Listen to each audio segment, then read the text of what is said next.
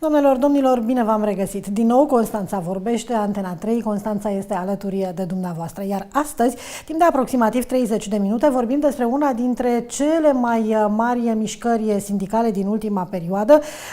Iată, vorbim despre protestul din sistemul sanitar pe care Federația Sanitas intenționează să-l organizeze pe data de 28 iulie. Pe 28 iulie am putea asista la o grevă generală în sănătate. Am putea... Poate, cine știe, se mai schimbă niște lucruri până atunci. Poate că guvernanții își dau seama de niște greșeli pe care le fac și se înțeleg cu sindicatele.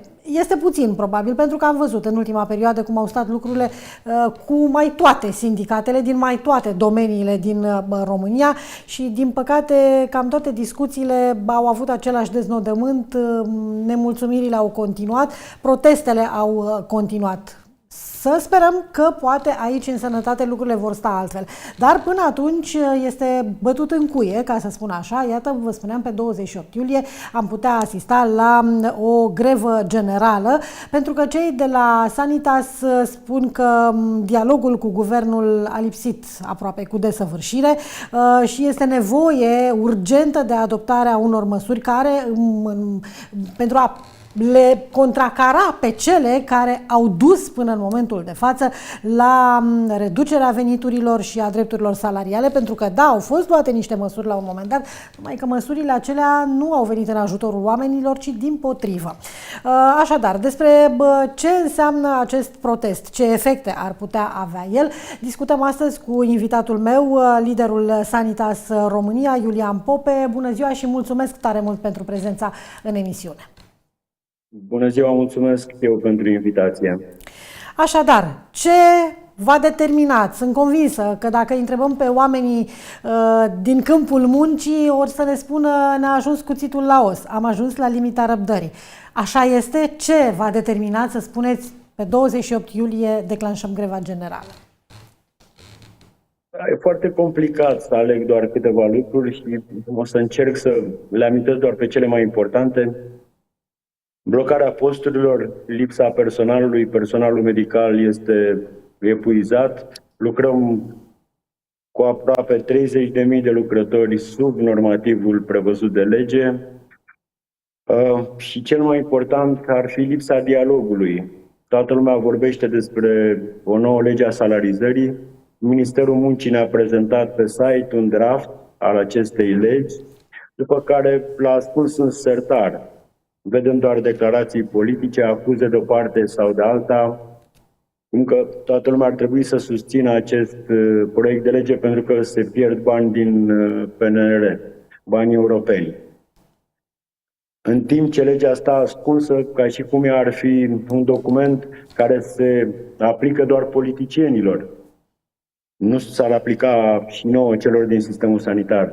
Firesc era să existe un dialog, să putem corecta acest proiect de lege, pentru că el, așa cum a fost prezentat de Ministerul Muncii, este foarte prost construit și va duce la pierderi de venituri pentru aproximativ 60% din lucrătorii din sistem. Iar asta automat atrage după sine plecări din sistem, altele, pe lângă faptul că, așa cum spunea și dumneavoastră, deja vă confruntați cu un deficit extrem de mare, un om care nu mai este mulțumit de partea financiară, oricât de dedicat ar fi el meseriei, până la urmă, în ziua de astăzi în România, cred că, din păcate, totul se reduce și la bani. Dacă nu am cu ce sau dacă nu am un salariu decent cu care să-mi întrețin familia și să reușesc să-mi trimit un copil sau doi copii la școală, atunci plec din sistem și mă duc în altă parte sau plec în străinătate. Repet, oricât de dedicat ai fi unei meserii sau alta până la urmă. Da, deși în principiu în sănătate majoritatea profesiilor sunt profesii de vocație, aveți dreptate, toată lumea muncește și se pregătește pentru a putea supraviețui, pentru a asigura un trai decent pentru el și familie și atunci e firesc să fie recompensați financiar la valoarea socială a muncii. Ce nu înțeleg politicienii de astăzi este că avem oricum o concurență foarte mare pentru sistemul public de sănătate. Avem o concurență din spațiul european pentru că medicii români, asistenții, sunt foarte bine pregătiți, sunt căutați și atrași în străinătate cu salarii bune, cu condiții de muncă bune și mai avem o concurență serioasă și de la sistemul privat din România, cel care a început să asigure și el venituri mai bune decât în sistemul public. Și atunci trebuie cumva să asigurăm, cum să spun eu, accesibilitatea pacienților până la urmă la servicii de calitate, pentru că e de notorietate faptul că majoritatea populației se adresează sistemului public și nu celui privat din România. Și atunci statul are această obligație de a asigura această accesibilitate, o finanțare corectă a sistemului și, bineînțeles, asigurarea specialiștilor, pentru că degeaba toată ziua auzim, se încep construcții de spitale, se renovează, se cumpără aparatură de ultimă generație, dar cine o să lucreze cu ea? Pentru că noi pur și simplu ne batem joc, prin acest proiect, ne batem joc de toți cei care lucrează în sistemul sanitar. Spuneați mai devreme că parcă, sau așa vi se pare și nu numai dumneavoastră, cam tuturor celor din sistemul bugetar românesc, parcă legea asta a fost făcută pentru parlamentari. Am văzut că unora le-a crescut salariul, ba chiar s-au și lăudat, adică să vii să te lauzi că ți-a crescut salariul de parlamentar, de ministru sau de ce-i fi tu, în condițiile în care o țară întreagă ți iese în stradă și îți protestează în geam. În fine, da, probabil că așa sunt unii parlamentari, așa gândesc unii parlamentari că e bine să se justifice. Mai bine taci decât să fii cu o justificare de genul ăsta. După ce ați notificat guvernul și reprezentanții guvernului legat de acest protest, de această grevă, au mai apărut discuții, s-au mai încercat de o parte sau de cealaltă, nu știu, niște tatonări, niște discuții noi? S-au mai încercat de partea noastră. Ca să fim sinceri, noi am renotificat guvernul, am solicitat guvernului și Ministerului Muncii, cel care răspunde de jalonul ăsta din PNRR, am solicitat să ne pună la dispoziție proiectul legii actualizat, să stabilim o întâlnire, să facem lucruri care să nu ne ducă către această formă extremă de protest, că până la urmă greva este protestul suprem pe care sindicatele îl pot organiza. Din păcate n-am primit nicio răspuns, nici măcar la notificare, deși legea dialogului social obligă cumva guvernul să ne răspundă la această notificare. Nu s-a întâmplat nimic din toate astea. În continuare, guvernul e mut, vorbește numai în lozinci politice, am putea spune, cum vă spuneam și la începutul intervenției mele, acuze pur și simplu politice de o parte sau de alta. Și aș vrea să clarific un pic din toate lucrurile astea. Povestea asta cu legea salarizării e veche, n-a apărut ieri. Noi în 2023 am finalizat un proiect împreună cu Ministerul Sănătății, așa cum a fost conceput calendarul la momentul ăla. Un proiect pe care l-am depus la Ministerul Muncii și am avut chiar o întâlnire la acest nivel pe familia ocupațională, sănătate și asistență socială pe acest proiect. Era un proiect mulțumitor și credeam noi la momentul ăla că am rezolvat o parte din actualele inechități, fiind de notorietate faptul că actuala lege și prin aplicarea ei în totalitate a creat o serie de disfuncționalități în cadrul familiei noastre ocupaționale. În 2024 s-a terminat toată povestea și acum oficial avem proiectul de lege Pâzlaru, să-l numim așa cu voia dumneavoastră, pentru că domnul ministru l-a prezentat și a făcut din start următoarea greșeală. În mod normal, acest proiect, înainte de a fi făcut public, de a fi publicat pe site-ul Ministerului, trebuia discutat cu partenerii sociali, pentru că legislația asta obligă, reglementările din PNRR asta obligă. Pe ce înseamnă salarizarea, sunt două componente. Obligația statului, Guvernului României, este de a finaliza acest proiect de lege până la 31 august, dar tot obligația Guvernului este de a concepe acest proiect de lege împreună cu partenerii sociali, de a exista dialog real cu partenerii sociali. Ori lucrul ăsta nu s-a întâmplat deloc. A fost o singură întâlnire cu Ministerul Muncii, 50 de oameni într-o sală, fiecare dintre noi am putut să spunem două fraze și s-a terminat consultarea. Deci la stadiul ăsta suntem și asta este principala noastră nemulțumire.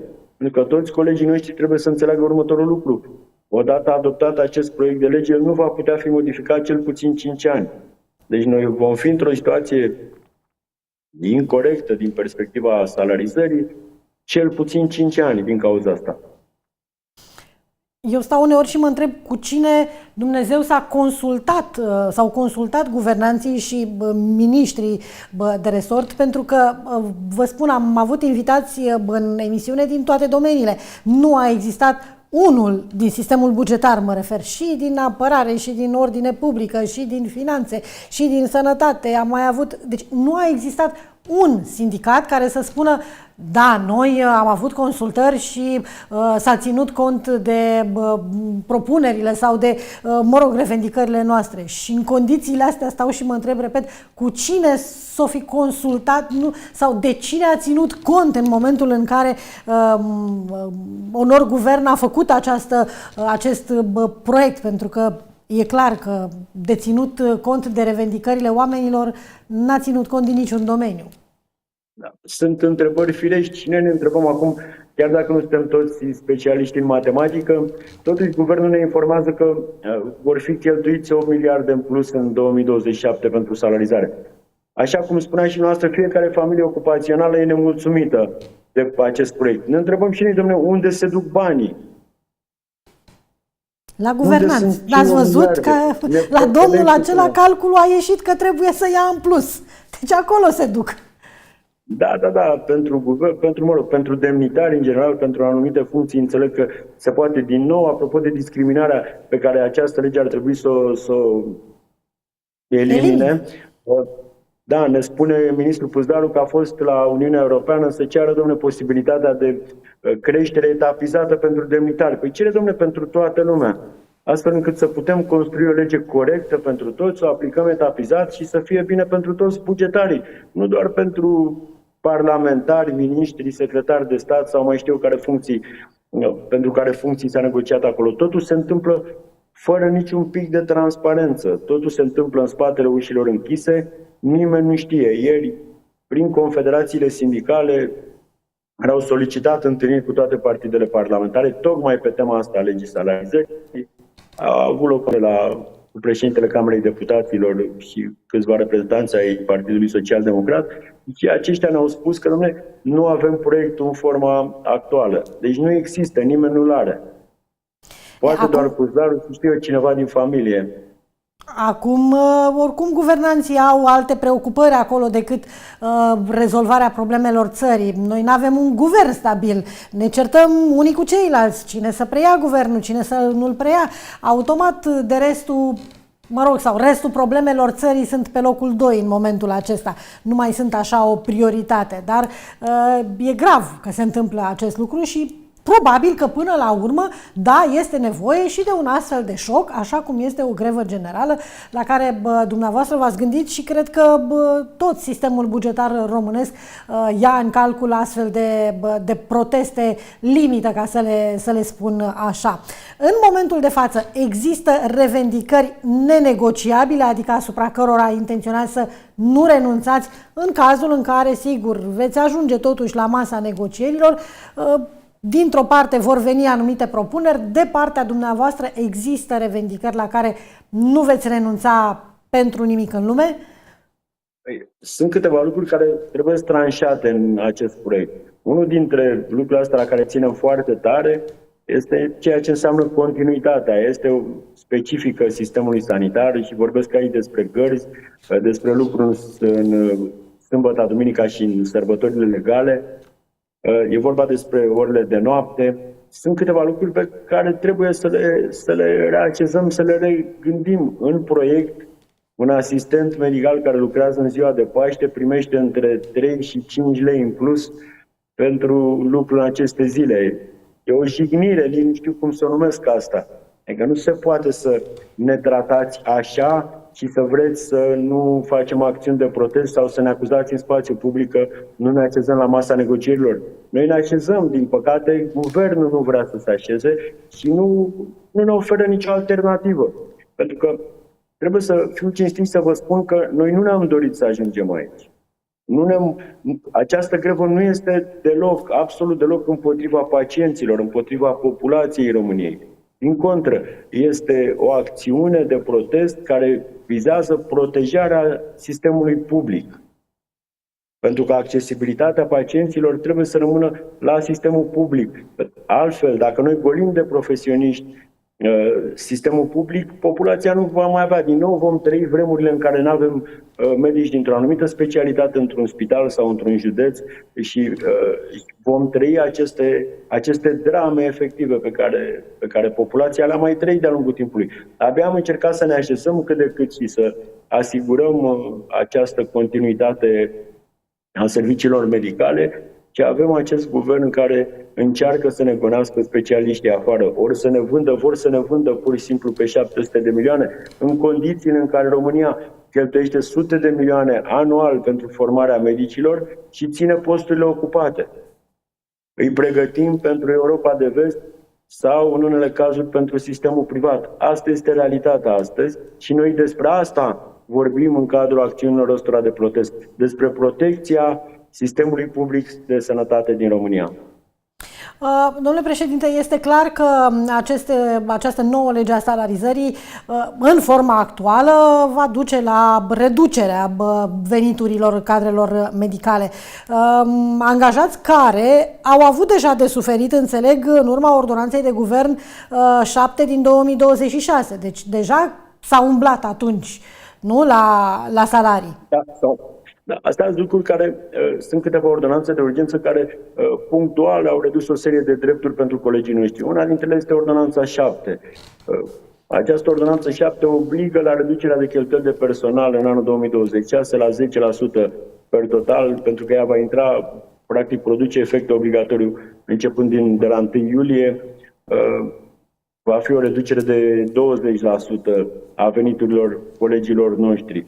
Și vorbesc aici, de exemplu, despre centrele de transfuzii. În toate județele, inclusiv la București, aici parlamentarii, când vor imagine, se duc să doneze sânge. Oamenii ăștia lucrează sub normativul de personal, îi aleargă toată lumea pentru recoltări de sânge, pentru diverse campanii, marea lor majoritate de imagine pentru autorități, fie ele centrale sau locale, dar, în schimb, o să le ia din salariul de luna asta, probabil 20%. La fel colegii din DSP, la fel colegii din IML-uri, fie el național sau cele regionale. Adică sunt câteva segmente din sistemul sanitar care suferă deja pierderi. Putem vorbi de asemenea despre ordonanța 36 din 2025, care produce efecte și a redus o serie de sporuri la 20% față de cât aveau colegii noștri înainte de această ordonanță. A redus numărul de zile de concediu. Legea 141, care pentru marea majoritate a lucrătorilor cu studii superioare din sistemul sanitar le-a interzis dreptul la indemnizație de hrană sau la vouchere de vacanță. Adică, guvernul actual a tot tăiat până a ajuns în situația în care vrea să ne taie tuturor, vrea să-i gonească pe specialiști efectiv din sistem și din țară de cele mai multe ori. Oamenii nu mai au nicio predictibilitate. Le-am explicat că și în aceste condiții bugetare restrictive putem găsi, dacă ne așezăm la masa negocierilor, soluții care să oferă o perspectivă pentru venituri corecte. Dar, din păcate, n-am avut cu cine discuta. În ce măsură angajații TESA sunt afectați de actualele propuneri legislative ale guvernului? Toată lumea e afectată, cu atât mai mult personalul TESA, care noi convenisem cu Ministerul Sănătății în 2023-2024 niște principii pe care să le respectăm în creionarea proiectului legii salarizării unitare. Unul dintre aceste principii era tocmai acesta, inclusiv personalul TESA să fie salarizat pe anexa specifică sănătății, să creionăm un corp profesional TESA din sănătate, cumva. Pentru că există un specific și ei sunt foarte importanți. Cu titlul general, toată lumea îi cunoaște ca TESA, dar ei de fapt sunt personal de suport care asigură funcționarea unităților sanitare și au rolul lor foarte bine determinat și foarte important. Bineînțeles că ei au un coeficient de 1 și până în 1,9 cei cu studii superioare, cel mai înalt grad dintre personalul de suport, ceea ce e dezamăgitor, bineînțeles. Că oamenii nu vor mai dori să lucreze, să faci achiziții de miliarde, să răspunzi de bugete foarte mari, să răspunzi de achiziția medicamentelor, de toate lucrurile astea și tu să ai un salariu nici măcar 2 salarii minime pe economie. Foarte puțin.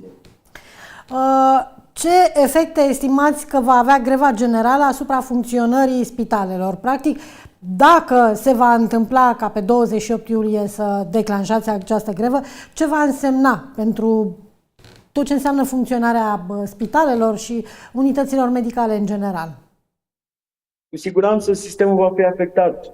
Toate unitățile din sistem vor funcționa la un nivel mai redus. Cu siguranță, legea ne obligă să asigurăm urgențele și dincolo de lege, moralitatea, faptul că majoritatea profesiilor sunt profesii de vocație, cum vă spuneam, toată lumea va încerca să se organizeze astfel încât pacienții să sufere cât mai puțin. Vom asigura urgențele, minim o treime dintre colegii noștri vor lucra și în zilele de grevă, dar cu siguranță pacienții cronici, știu și eu, rețetele, concediile medicale, ambulatoriile vor fi afectate. Nu ne dorim să păcălim populația, e o realitate. Asta înseamnă grevă, dar încă o dată, greva nu este, acțiunea noastră nu este împotriva populației, ba din contră este pentru susținerea sistemului public sanitar din România. În momentul de față, cam despre câți membri Sanitas vorbim și care și-au arătat sprijinul pentru declanșarea grevei generale? Păi, majoritatea județelor, astăzi am avut un Consiliu Național extraordinar, unde am dezbătut tocmai organizarea acțiunilor asupra de protest.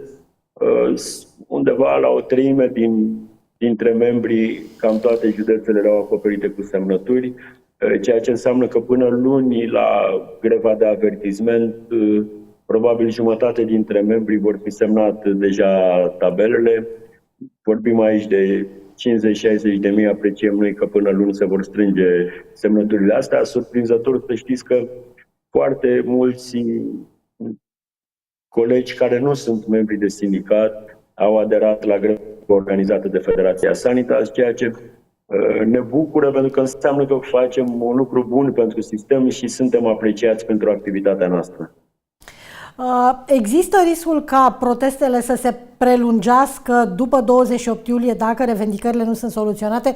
Să presupunem că pe 28 iulie va fi declanșată această grevă, puși în fața faptului împlinit, ca să zic așa, guvernanții în al 12-lea ceas, că la noi așa se întâmplă, doar când te dai cu capul de prag, atunci îți dai seama cum stau lucrurile, vor veni, nu știu, la masa negocierilor și cumva poate pe un 29 sau poate pe un 30 maxim, astfel încât să nu dureze foarte mult, veți ajunge la niște, nu știu, la o înțelegere, la un fel de altfel. Cât riscă această grevă să țină? Doamne ajută să ne înțelegem, pentru că asta ne dorim. Dar greva, programul nostru e următorul. Pe 20 avem 2 ore de grevă de avertisment. E o etapă obligatorie prevăzută de lege. Pe 28 începe greva generală, dar ea este pe perioadă nedeterminată. Și avem 2 variante pentru a întrerupe greva pe perioadă nedeterminată. Una dintre ele este într-adevăr această invitație la negociere din partea autorităților competente, în speță guvernul. Sperăm noi să fie cel care ne invită. Sau oamenii care, jumătate dintre oameni, să nu-și mai dorească să continue greva. Sunt cam aceste 2 modalități prin care putem încheia pur și simplu greva care începe în 28 iulie. Când pleci la un drum, nu știu dacă, nu văd de ce te întoarce, ca să zic așa, din drum, dacă mai ales ceea ce faci este pentru binele tău și al comunității până la urmă, pentru că despre asta vorbim. Sănătatea înseamnă, evident, angajatul din sistem, dar pe de altă parte înseamnă și pacientul de zi cu zi, românul care are nevoie de serviciile de asistență medicală. Și apropo de ei, ce le transmiteți oamenilor, pacienților, care cu siguranță vor fi afectați într-o măsură mai mare sau mai mică? Știu, spuneați că nu împotriva lor este îndreptat și înțelegem acest lucru, dar atunci când te doare ceva și ai nevoie de asistență medicală, nu mai ai timp să te gândești că, domne, omul ăla are dreptate să protesteze, că are salariu mic și nu are cu ce să-și întrețină familia acasă. Pe mine mă doare nu știu ce și eu am nevoie pentru că plătesc asigurări la stat și vreau să primesc, nu știu, tratamentul sau atenția de care am nevoie. Ce le transmiteți oamenilor? Le transmitem că tot noi suntem cei care am fost alături de pacient întotdeauna și vom rămâne în continuare. Această acțiune este doar o etapă. Suntem convinși că vom crea ceva neplăceri unei părți a populației, dar nu avem încotro. Trebuie să înțeleagă că este singura modalitate pe care noi am identificat-o pentru a încerca să ținem sistemul în viață. Pentru că profesioniștii din sistem mulțumiți vor asigura servicii mai bune, vor asigura servicii de calitate pentru toată populația. Că această luptă este și pentru ei, nu e doar pentru lucrătorii din sistemul sanitar, este pentru toată România.